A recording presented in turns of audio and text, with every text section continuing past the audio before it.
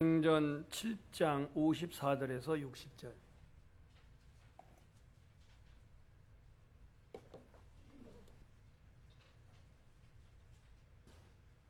신약성경 199페이지입니다.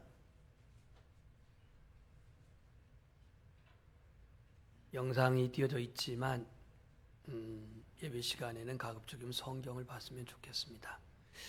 말씀을 봉독할 때에 주님의 귀한 음성 듣기를 소망합니다. 그들이 이 말을 듣고 마음에 찔려 그를 향하여 이를 갈거늘 스데반이 성령 충만하여 하늘을 우러러 주목하여 하나님의 영광과 및 예수께서 하나님 우편에 서신 것을 보고 말하되 보라 하늘이 열리고 인자가 하나님 우편에 서신 것을 보노라 한데 그들이 큰 소리를 지르며 길을 막고 일제히 그에게 달려들어 성 밖으로 내치고 돌로 칠세 증인들이 옷을 벗어 사울이라 하는 청년 발 앞에 두니라. 그들이 돌로 스데반을 치니 스데반이 부르짖어 이르되 주 예수여 내 영혼을 받으시옵소서 하고 무릎을 꿇고 크게 불러 이르되 주여 이 죄를 그들에게 돌리지 마옵소서. 이 말을 하고 자니라. 아멘. 오늘은 교단이 지정한 순교 기념 주일입니다. 그래서 영상을 한 3분 정도 보고 하나님의 말씀을 나누겠습니다. 잘 아시는 우리 교단의 대표적인 여성 순교자인데 3분 정도만 캡처해서 보겠습니다. 그녀는 1931년 상경한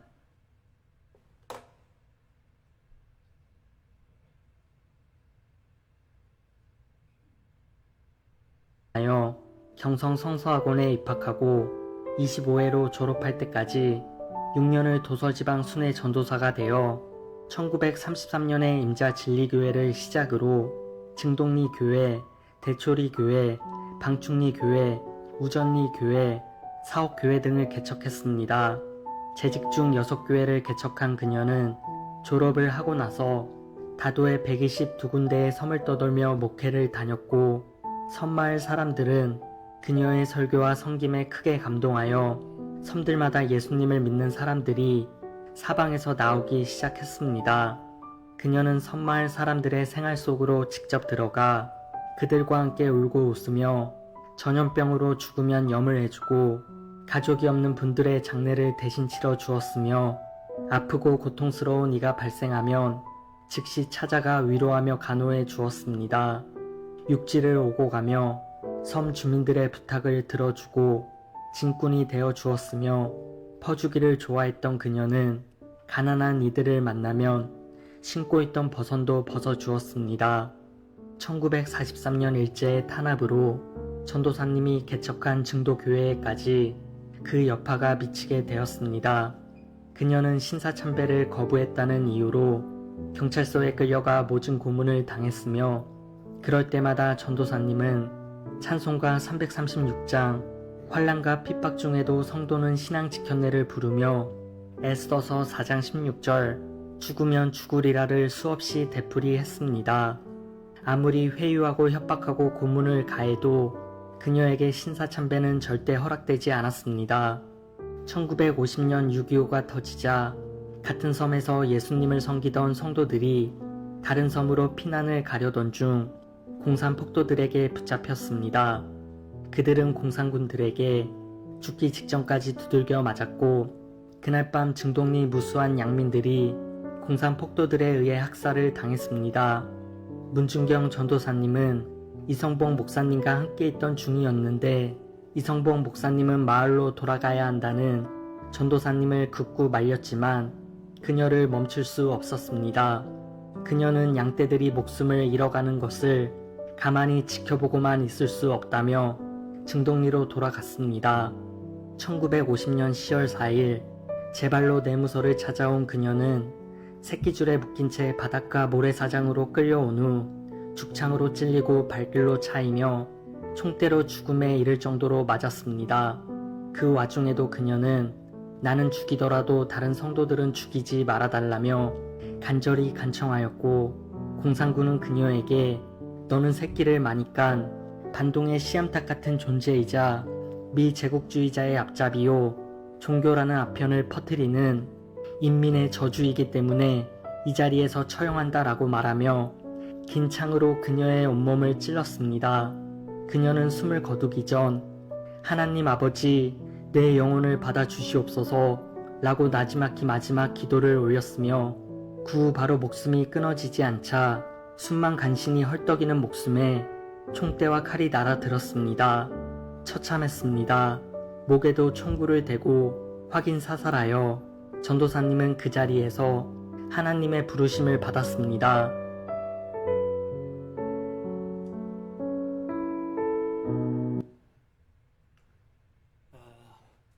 교단을 대표한다고 하면 좀 그렇지만 여성 순교자는 많지가 않은데 59세의 나이에 하나님의 품으로 돌아갔습니다.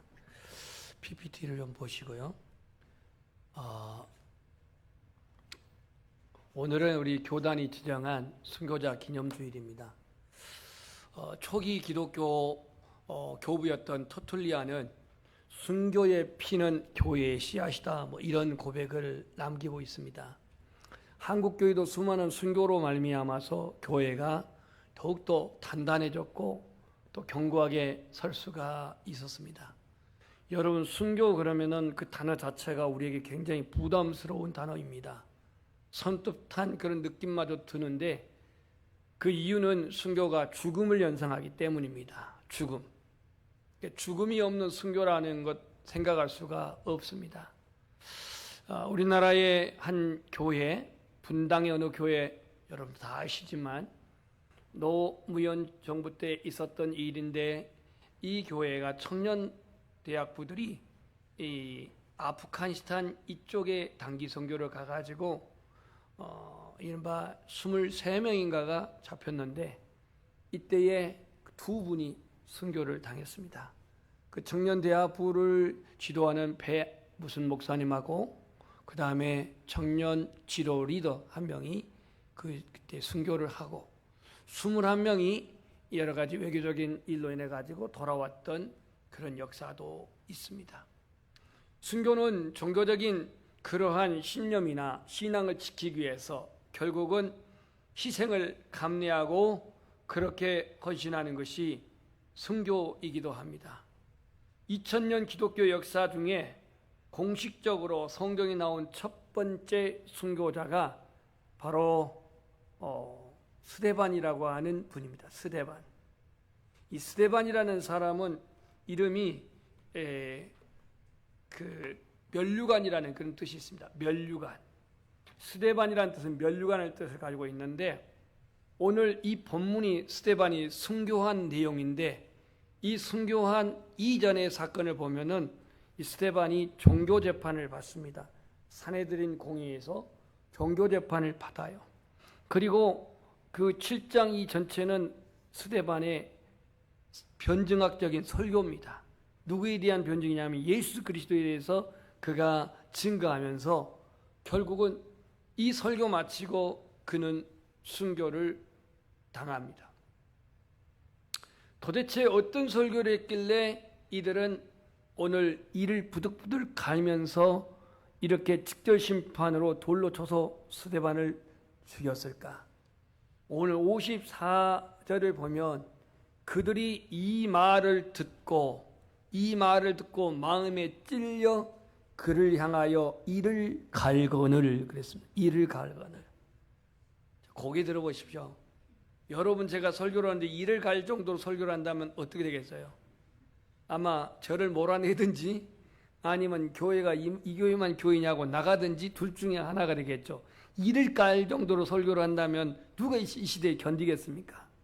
더더군다나 오늘 21세기의 이 시대는 간섭받는 걸 아주 싫어하는 그런 시대인데, 설교가 은혜가 됐든 어쨌든 간에 이를 갈 정도로 그렇게 설교를 했다면 아마 여러분들 견디기 힘들었을 거예요.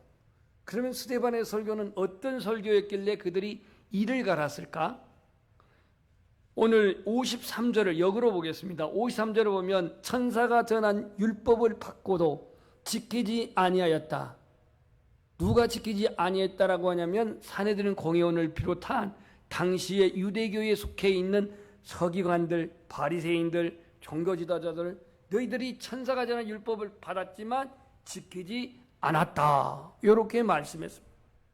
52절에 보면은요, 구약 때부터 계속 하나님께서 많은 선지자 예언자들을 보내가지고 그 예언자들이 와서 예수 그리스도가 곧 메시아가 구원자로 올 것이다 라고 한 것을 그렇게 전해서 그 예언의 성취대로 예수님이 왔는데 당신네들이 그 예수를 십자가에 죽였다. 이 얘기를 한 겁니다.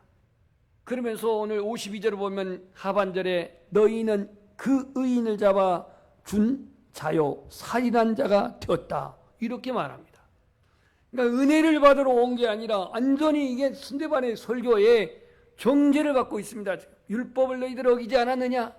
구약에 그렇게 예언됐던 예수 그리스도가 왔는데 너희들은 믿지 아니하고 결국 십자가에서 못 박지 않았느냐? 너희들이 살인자가 아니냐? 이렇게 지금 말씀을 한 겁니다. 51절 보면 목이 곧고 마음과 귀에 할례를 받지 못한 사람들아, 지금 청중들에게 목이 곧고 교만하다 이거예요. 지혜 할례를 받지 못해서 이 귀가 영적인 귀가 열리지 않아서 너희도 너희 조상들과 같이 항상 성령을 거스린도다 라고 이렇게 말씀을 합니다. 그러니까 오늘 스데반의 설교는 어떤 자기 자신에게 있는 그 메시지가 내 자신의 소리가 아니라 성령 충만하여 이 말씀을 전한 거예요. 근데 듣는 청중에 있어서는 자기들의 배부, 자기들의 심령, 자기들의 그 마음을 찌르는 그런 설교였는데 오늘 이들은 흥분하면서 마음에 찔려 이를 갈았다라고 이렇게 54절에 표현하고 있습니다. 베드로는요, 설교를 했을 때, 성령 충만의 설교했을 때 형제들아 우리가 어찌하면 좋을까 하면서 몇천 명이 회개했죠? 3,000명이 회개했어. 3,000명이. 3,000명이 회개하고 3,000명이 세례받는 이런 역사가 일어났는데 거꾸로 같은 성령 충만하여 설교를 했던 스데반인데 스데반은 오늘 마음에 찔린 사람들이 이를 갈면서 저놈 죽이자라고 이렇게 사람들의 반응이 나타난 겁니다. 여러분 사도행전을 보시면요 1장부터 오늘 이 7장까지가 예루살렘 선교입니다. 그리고 이제 8장부터 사마리아 선교가 시작됩니다. 그리고 또 이제 13장부터는 이제 이방 선교인 바울의 바나바의 선교가 시작됩니다. 그런데 예루살렘 선교의 마지막 꽃이 뭐예요? 순교입니다. 순교예요. 그렇다면 스데반의 순교는 과연 무엇을 남겼을까? 이거는 좀 이따 제가 얘기를 하겠고요. 이 스데반의 신앙을 이어가자 그랬는데 이 스데반의 신앙은 어떤 신앙이었느냐? 이 순교자의 영성을 가진 그의 신앙은 우리 한번 따라서 하겠습니다. 자신의 생명보다 복음을 사랑하는 사람. 예수 그리스도의 십자가의 복음을 자기의 생명보다도 더 사랑했던 사람이 스데반입니다. 아시다시피 스데반은 7 집사님 중에 한 명입니다. 사도행전 5장에 보면은 이제 구제의 문제가 일어나가지고 갈등이 벌어집니다. 갈등이. 그래서 이 갈등이 6장이죠. 갈등이 벌어지는데 여기에 사도들이 구제하는 일로 인해 가지고 기도하는 일, 전도하는 일, 말씀을 가르치는 일, 이 일이 제대로 되지 않으니까 교회 안에 이게 참 덕이 안 되고 은혜가 안 됐어요. 그래서 기도하는 일과 말씀 전하는 일에 전무하도록 사도들은 그 일을 하도록 구제하는 일, 교회 봉사하는 일, 이 일을 위해서 누구를 세운 거예요? 집사님들을 세웠는데 7명을 세웠어요. 그 7명 중에 한 명이 스데반입니다. 스데반은 구제만 봉사만 열심히 한 게 아니라 그런 열정적으로 복음을 전하는 그런 전도자의 사명을 산 겁니다. 그래서 오늘 사내들인 공회원에 그가 잡혀와가지고 재판을 받는데 그 순간에 자기의 신변 보호하기 위해서 얼마든지 변호할 수 있는 자리에 그는 복음을 전하는 겁니다. 예수가 구원자이심을 전하고 있습니다. 예수님이 우리를 속죄하셨음을 전하고 있습니다. 예수 그리스도가 하나님의 아들이심을 전하고 있습니다. 그를 통해서 우리에게 구원이 주어짐을 선포하고 있습니다. 나는 죽어도 이 시간에 이 많은 사람들 앞에 복음을 전하겠다고 하는 이 스데반의 그의 불굴의 의지, 그 사명, 이거 무엇으로 차단할 수가 있습니까? 죽음을 각오하고 오늘 이 복음을 전했던 스데반은 자기의 생명보다도 복음을 더 소중히 여겼던 그러한 분이었습니다. 자, 이제 순교자 기념 주일이니까 우리 성결교회 순교자 교회들을 소개하겠습니다. 저기는 논산에 있는 병촌 성결교회입니다. 모두 66명이 순교를 했는데요. 이 병촌 성결교회는 어디서 세운 교회냐면 강경 성결교회에서 세운 교회입니다. 우리 강경 출신의 권사님 계시죠? 왔나요? 안 오셨나요? 서 권사님이 그 강경 출신인데 그 교회에서 세운 지교회가 병촌교회입니다. 근데 이 병촌교회에 순교한 66명 중에서 19세대가 이 66명에 구성되어 있는데요. 31세에 순교한 여집사님이 있습니다. 그 이름이 정수일이라고 하는 집사님인데 저 왼쪽 작은 그림에 보면 저 순교자 거기 좀 묘비가 있어요. 조그맣게. 거기 보면 이분이 있는데 이분은 31세에 순교를 했는데 심지어 젖 먹는 아이도 있었고 배 안에 아이도 잉태한 만삭의 몸이었습니다. 이 만삭의 몸에 생명을 여기에 안고 있고 젖 먹는 이 아이까지 있는데 이 두 아이를 생각한다면 누가 순교일을 하겠습니까? 근데 이분은 공산군의 총칼 앞에서도 할 말은 바로 했습니다. 공산군은 좀 있으면 패전할 테니 회개하고 예수님 믿으십시오.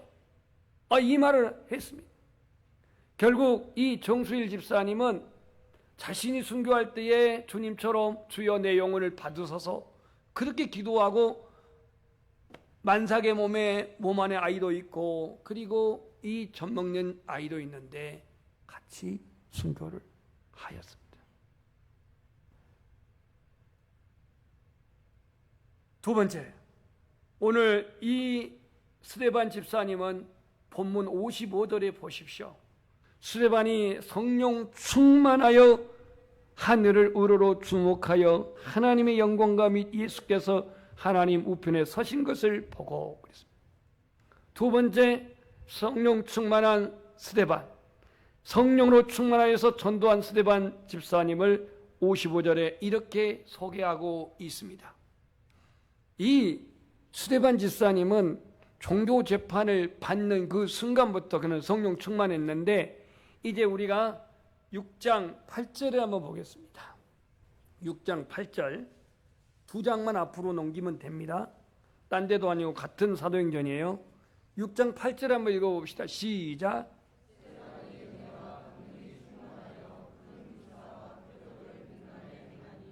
스데반이 은혜와 권능이 충만하여 기사와 큰 기사와 표적을 민간에게 행했다라고 말하고 있고 10절 말씀 보면 스데반이 지혜와 성령으로 말함을 그들이 산헤드린 공회원 그들이 능히 당하지 못했다라고 말하고 있고요.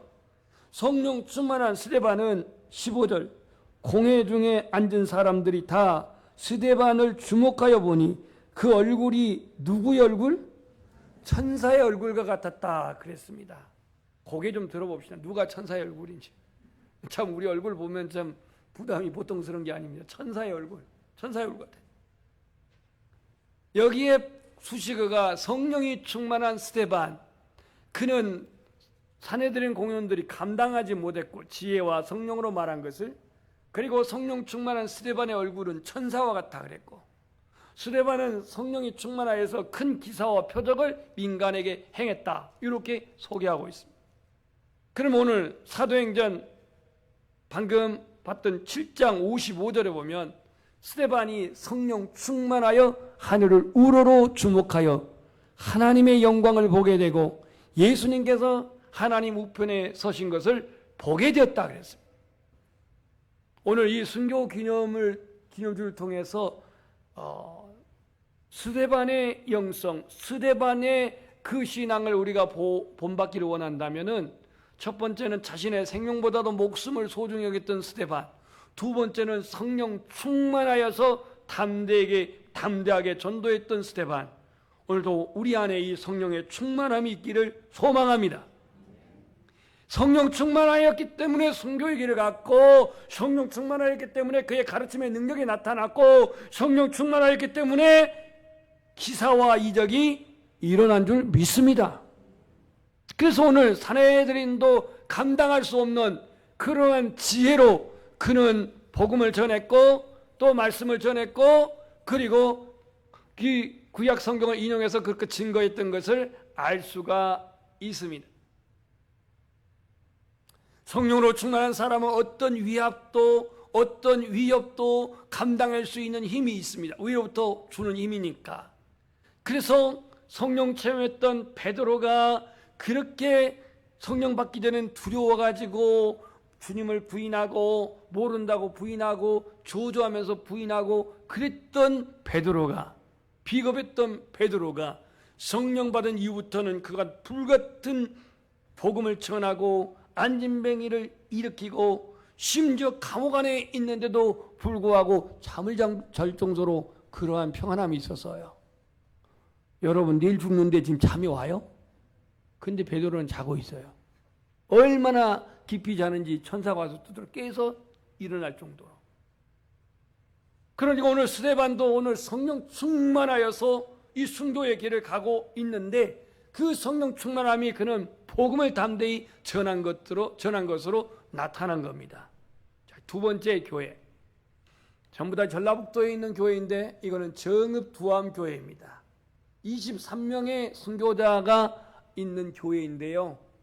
이 교회는 윤임내 집사님을 비롯해서 23명의 순교자가 수요 예배를 드리고 난 다음에 집단적으로 순교를 당했습니다.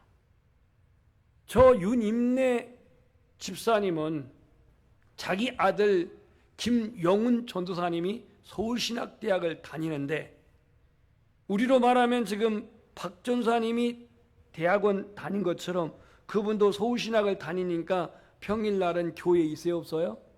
없어요. 그럼 누가 그 교회를 돌봤을까요? 이 윤인내 집사님이, 그 전도사님의 어머니인 윤인내 집사님이 교회를 돌본 거예요. 부지런히 전도해가지고 교회가 점점점 그렇게 모였기에 23명이 그렇게 순교를 당했는데 이때에도 자익에 의해 가지고 몽둥이, 식칼 이와 같은 것을 들고 와가지고 이제 이 그리스도인들을 집단 학살을 하며 죽입니다. 이때에 협박을 하면서 회의를 합니다. 이제라도 예수님 믿지 않는다면 살려줄 것이다라고 협박을 하지만 이 윤임내 집사님은 나는 지금 죽어도 천국에 갈 수 있으니 죽는 것은 두렵지 않다. 당신들도 회개하고 예수를 믿으라.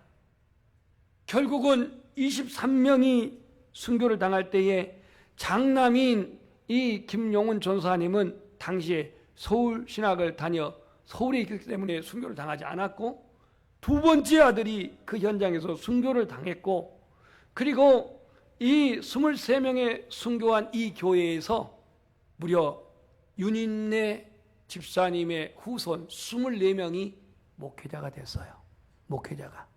교단을 이렇게 섬기는 큰 대형 교회들을 개척해서 세우는 그런 목사님이 되셨는데 어머니의 그 순교자의 정신이 자식들에게 있어가지고 그 1,500명, 2,000명 모이는 교회를 개척하고 모든 퇴직금이고 그 교회에서 주신 그러한 모든 전별금을 다 헌금하고 심지어 자신의 몸까지도 다 장기 기증하고 떠나신 분들입니다.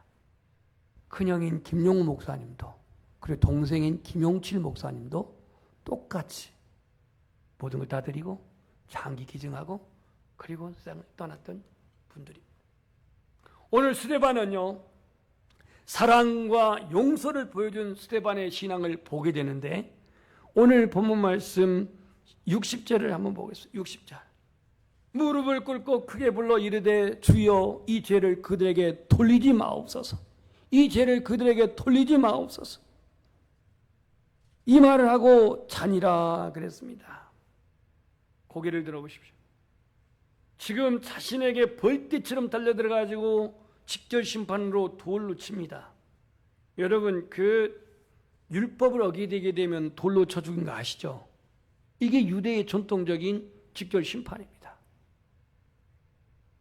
율법을 어겼던 가늠한 여인, 요한복음 8장에 나오는데, 그 여인 돌로 치리까 살려줄까 예수님을 그 시험하는 장면이 나오는데요, 이 가늠한 여인은 제7계명을 어겼기 때문에 돌에 맞아 죽어야 했습니다. 그럼 오늘 스데반은 율법을 어긴 죄로 인해 가지고 돌에 맞게 됩니다. 그러니까 자신은 율법을 어긴 것이 아닌데 이 율법주의자들이 보기에는 율법을 어겼다고 신성모독이라 해가지고 그를 돌로 치는데, 여기저기서 날라온 이 돌이 머리를 깨뜨리고 팔을 때리고 또 옆구리를 치고 피투성이가 된 그 상황 속에서 그는 기도합니다. 무릎 꿇고 주여 이 죄를 그들에게 돌리지 마옵소서. 그들을 용서하는 그 사랑을 보여주고 있습니다. 이쪽에서 순교하신 이 장로교회 우리 손양호 목사님도 자기 두 아들을 죽였던 안재선이라고 하는 분, 이분도 목사님이 됐다가 나중에 세상을 떠났는데, 이 안재선 목사님의 아들도 지금 목사가 됐습니다. 그런데 사랑으로 용서를 해서 양아들로 맞이했던 것을 보게 됩니다. 이 스데반도 자신을 그렇게 증오하고 때려 그렇게 죽음에 이르게 하는 사람들을 그는 분노로 대하지 않고, 그는 그들에게 대해서 그 피투성이가 된 상황에서도 기도합니다. 이 죄를 저들에게 돌리지 마옵소서. 누가복음 23장 34절을 보면 예수님께서 십자가상에서 기도합니다. 아버지여 저들을 사하여 주옵소서. 자기들이 하는 것을 알지 못하나이다 라고 이렇게 주님이 용서했던 것을 알 수가 있습니다. 스데반의 용서의 사랑은요, 사랑을 실천한 그의 모습이었는데 법적인 용서가 아닙니다. 원한을 잊어버린 차원이 아닙니다. 자신을 해치는 이들에 대한 깊은 사랑에서 그들을 용서하는 기도를 하고 있는 스데반이었습니다. 세 번째, 임자진리교회. 지난번 우리가 8월 달에 다녀왔던 교회인데요, 48명이 순교를 했습니다. 임자진리교회는 아까 우리 자막에서 봤다시피 누가 개척한 교회예요? 문중경 순교자가 개척한 교회입니다. 그 교회가,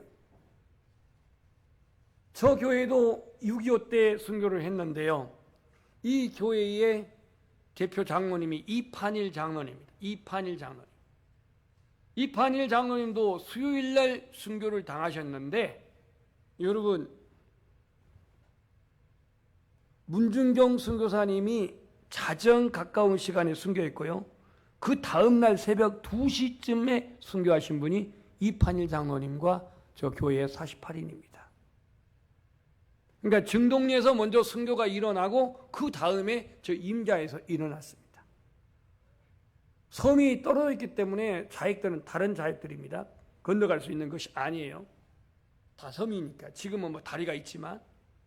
그런데 이 48명의 순교자들이 수예배를 드리고 난 다음에 모두 잡혀가지고 마치 굴비처럼 그렇게 엮여가지고 현장에 갑니다.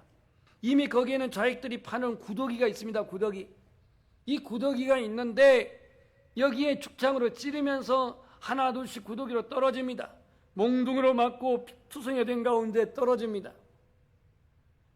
그 파놓은 구더기로 하나 둘씩 떨어지는데 어떤 사람은 숨이 끊어지기도 전에 생매장 당합니다. 이판일 장로님은 그 자리에서 무릎을 꿇고 기도합니다. 우리들의 영혼을 받아주시옵소서. 저들의 죄를 용서해 주옵소서.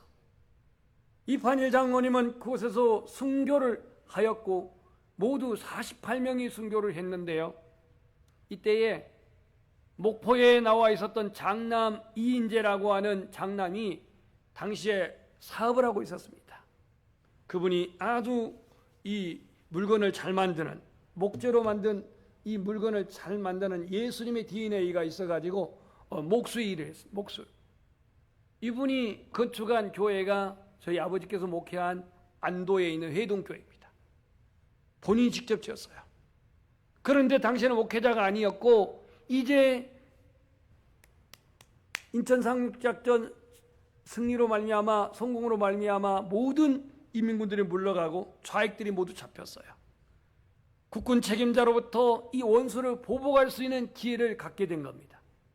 그래서 이인재라고 하는 장남이 그 장교가 주어진 총을 가지고 당신이 정말로 이들을 죽여도 법적으로 아무런 적이 없으니 그 아버지를 비롯해서 형제들 많은 그 가족들이 다 죽음을 당했는데 그 어떻게 그 이깁니까? 죽여도 법적인 하자가 없으니 당신 마음대로 하라고 총을 줬다고. 그런데 성령님의 귀한 음성이 들어오기를 아들아 내가 그들을 용서했으니 너도 그들을 용서해라. 그래서 결국은 그 좌익들을 죽이지 않았다고 합니다. 그리고는 그 좌익들 중에서 세 가정이 예수님께로 돌아왔다고 합니다. 세 가정이. 이판일 장로님 후손들이 순교의 그 틀을 매입해가지고 교단에 기증해서 순교 기념관을 만들어 놓고 저기에 용서하라라고 하는 저런 기념비를 세웠습니다. 용서하라고 하는. 오늘 이 본문의 스데반도 자신이 마지막 죽을 때에 무릎 꿇고 주님께 기도하기를 주여 이 죄를 저들에게 돌리지 마옵소서라고 하는 이 기도 속에서 자기를 죽인 사람들을 사랑으로 용서하고 있는 모습을 생각하게 됩니다. 현대를 살아가고 있는 우리들에게 있어서 이 스데반의 이 신앙, 이 스데반의 순교 영성이 우리에게도 부여지기를 축복합니다. 죽으라고 한 줄 알고 여러분 아멘도 안 하시네. 죽일 사람도 없어요. 예수님의 제자 중에서 살아서 끝까지 100세가 될 정도로 살아서 그렇게 순교는 않고 100세까지 그렇게 살았던 제자가 있었죠. 누굴까요? 사도 요한입니다. 그럼 사도 요한은 요리조리 피해 다니고 그냥 이렇게 순교 안 하려고 그래서 순교 안 했을까요? 아닙니다. 하나님께서는 사도 요한에게 할 일이 있었기 때문에 순교 기회를 주지 않았을 뿐이지 그가 밤모섬에 유배돼 가지고 나오지도 못하고 종식토록 돌 깨는 채석장에서 그 죄수의 몸으로 갇혀갖고 있었던 이 요한, 사도 요한. 그렇지만 하나님이 또 그를 살려 보내가지고 거기서 나옵니다. 그렇기 때문에 요한계시록이 나온 거예요. 이 밤모섬에서 요한계시록 쓴 거예요. 그런데요, 이 요한이 자신은 순교를 하지 않았지만 자기의 수제자인 폴리캅이라고 하는 서머나교회의 교부인 이 사람은 순교를 했어요. 86세에. 스승은 순교를 안 했지만 제자가 순교를 한 겁니다. 오늘 이 스데반은 복음을 너무너무 사랑했습니다. 자기 목숨보다 더 사랑했습니다. 오늘 우리 이 시대에는요, 내가 사랑할 것이 너무 많아. 애착하고 집착이 너무 많아. 그러다 보니까 복음을 사랑하는 이 마음이 우리 안에 결여된 것도 사실이요. 복음을 사랑한다는 다른 말은 영혼을 사랑한다는 마음입니다. 영혼을 사랑한다는 말은 곧 복음을 증가하는 삶입니다. 내가 복음을 증가하지 아니하고 영혼을 사랑한다는 말은 그거는 말이 형성이 안 됩니다. 스데반은 자기의 목숨보다도 복음을 사랑했던 사람입니다. 스데반은 자기의 의지도 강했지만 성령이 충만한 사람이었습니다. 오늘 스데반의 신앙을 우리가 본받기를 원한다면 영혼 사랑하는 뜨거운 마음, 복음을 사랑하는 뜨거운 열정, 그리고 성령 충만함을 온전히 우리의 심령이 부여받기를 주님의 이름으로 축복합니다. 사도행전 2장 12절에 보면은 성령 충만함을 오늘 약속했는데 하나님이 말씀하시기를 말세에 내 영을 모든 육체에게 부어주리니 너희 자녀들은 예언할 것이요 너희 젊은이들은 환상을 보고 너희 늙은이들은 꿈을 꾸리라. 아멘. 이 요에서 2장에 있는 말씀을 오늘 이렇게 인용해서 여기에 기록해 놓고 있습니다. 예루살렘 올라가게 되면 기억의 산이라고 하는 그런 산이 있습니다. 기억의 산. 기억의 산. The Mountain of Rememberance인가? 뭐 이렇게 써인 것 같은데 기억의 산인데 그 꼭대기에는요 나치에 의해서 희생당한 많은 유대인들의 그러한 그 사진과 이 이름이 써여 있는 기념관이 있습니다. 나 거기 들어가서 너무너무 아팠어요. 어린아이 4살짜리도 있고 6살짜리도 있고 안전히 공주같이 예쁜 그런 딸들도 있고 뭐 어린 4살부터 할머니 할아버지 이르기까지 수만 명의 이름이 써 있어요. 거기에 뭐 600만 명이 죽었다 하는데 사진도 있는데 있고 없는 것도 있는데 그런데요 그 기념관 출구에 뭐라고 써 있냐면 이렇게 써 있습니다. 우리는 용서한다. 그러나 그 아픔은 잊지 않는다. 그렇게 써 있어요. 아픔이라는 건 제가 애드립을 쳤는데 그러나 잊지는 않는다. 우리는 용서한다. 그러나 잊지는 않는다. 기념관 출구에 그렇게 써 있습니다. 여러분 우리의 인생에 앞으로 어떠한 고난이 올지는 알 수 없습니다. 그러나 이 땅에 복음이 전해지기까지는 고귀한 순교의 피가 흘려졌습니다. 예루살렘의 이 선교도 그 7장에서 스데반이 순교함으로 말미암아서 절정을 이루고 이 순교의 피로 말미암아 얻어진 열매가 저는 사도 바울인 줄 믿습니다. 왜냐? 그 현장에 사도 바울이 있었거든요. 사도 바울이 스데반을 보고 무엇을 느꼈을까요? 도대체 저 인간은 그에게 예수가 누구이길래 돌에 맞아가면서도 우리를 미워하고 증하지 않고 돌에 맞아가면서도 기도하면서 용서를 구하고 있는 그 스데반의 영성과 스데반의 모습을 보고 사울은 무슨 생각을 했을까요? 성령으로 충만한 아버지의 마음, 영혼을 사랑하는 아버지의 마음, 오늘 이 스데반이 가졌던 것처럼 그 마음을 저와 여러분에게도 부어지기를 소망합니다. 예수님이 용서를 실천했던 것처럼 스데반이 용서를 실천했던 것처럼 그리고 아까 임자진리교회 이판일 장로님이 용서를 실천했던 것처럼 오늘 우리 안에 아버지의 사랑이 예수 그리스도의 사랑이 있다면 용서의 마음, 용서의 사랑을 온전히 나타내 보이기를 소망합니다. 21세기의 순교적 신앙은 제가 3가지로 정리했는데 영혼에 대한 사랑, 성령 충만함, 용서와 화해.